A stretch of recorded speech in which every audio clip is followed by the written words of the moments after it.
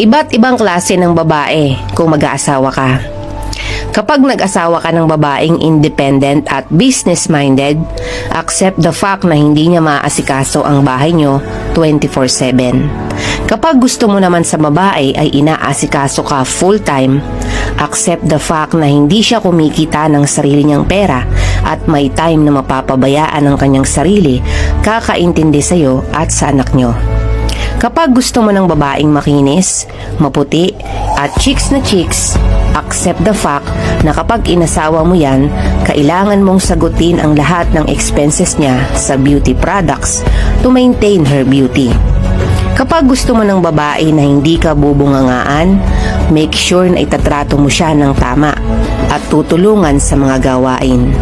Kapag gusto mo sa babae na supportive siya sa'yo at hindi pinaghihigpitan, make sure na alam mo ang limit para magkaroon siya ng mas malaking tiwala sa'yo. Remember, a woman is a reflection of how you treat her.